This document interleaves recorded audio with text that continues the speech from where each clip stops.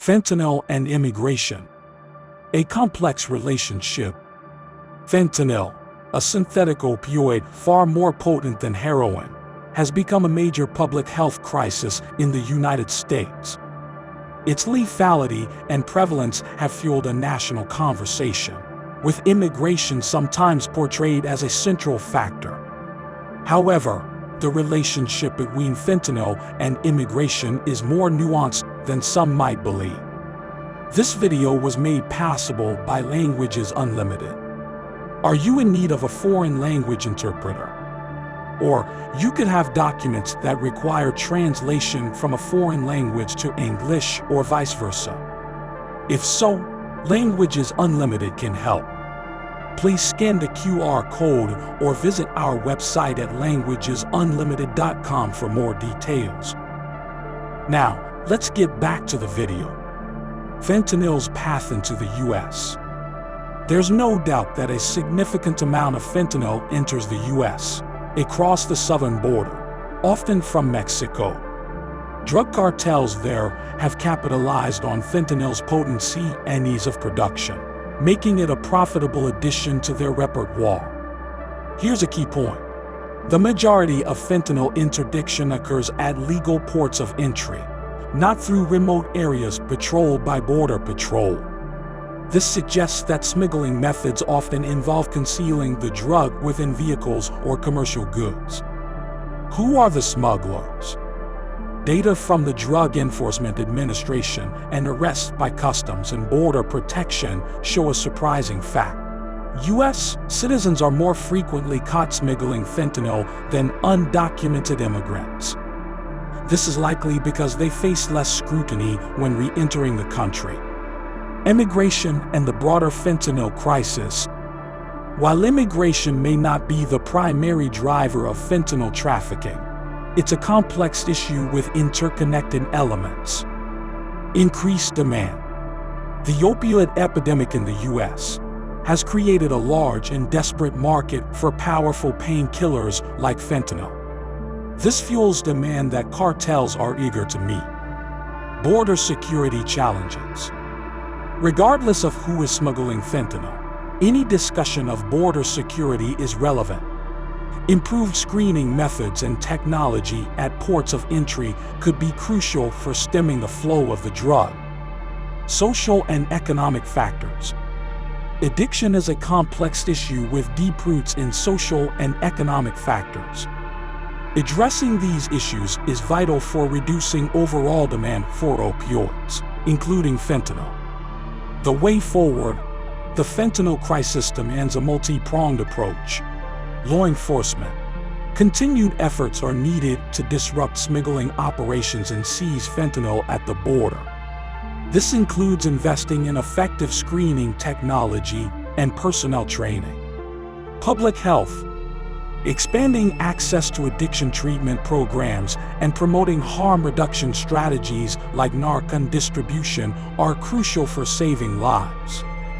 International cooperation. Collaboration with Mexico and other source countries is essential to disrupt production and trafficking networks.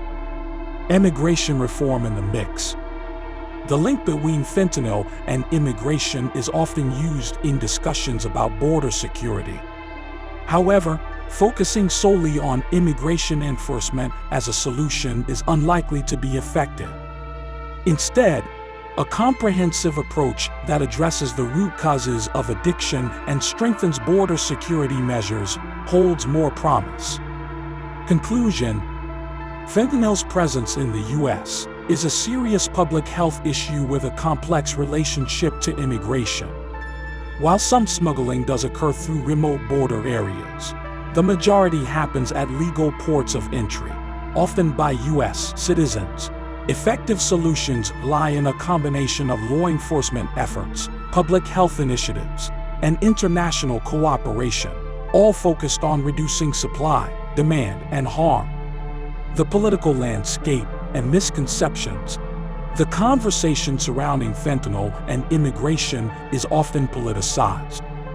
Some political figures emphasize the role of undocumented immigrants in drug trafficking, despite evidence to the contrary. This can lead to increased tensions and scapegoating of immigrant communities. Furthermore, misconceptions about fentanyl itself can hinder effective solutions. For instance, fentanyl isn't solely a street drug. It's also a legitimate prescription medication used for managing severe pain. Equating all fentanyl with illegal activity creates confusion and discourages people who legitimately need the medication from seeking it. The human cost of the fentanyl crisis is devastating. Overdoses are a leading cause of death among young adults in the U.S., with fentanyl often playing a tragic role. Beyond the immediate loss of life, addiction to fentanyl tears families apart and strains social services. Furthermore, the presence of fentanyl in the illegal drug market has a ripple effect, contaminating other drugs and leading to accidental overdoses among people who may not have been seeking fentanyl specifically. A path forward rooted in empathy. Addressing the fentanyl crisis requires a shift in perspective. Instead of viewing addiction as a moral failing, we need to recognize it as a public health issue.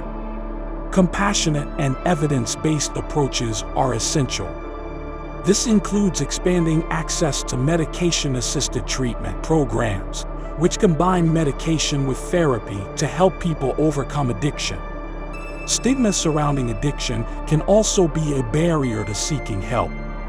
Promoting open conversations and dispelling myths about fentanyl and other opioids can encourage people to come forward and access the support they need.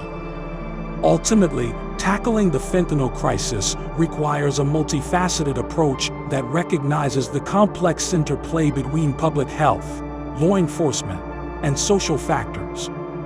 By focusing on evidence-based solutions and fostering empathy, we can create a path forward that saves lives and strengthens communities. Hopefully, you have enjoyed this video. Don't forget to give us a like, subscribe to our channel, and hit the notification bell to stay informed when a new video is released.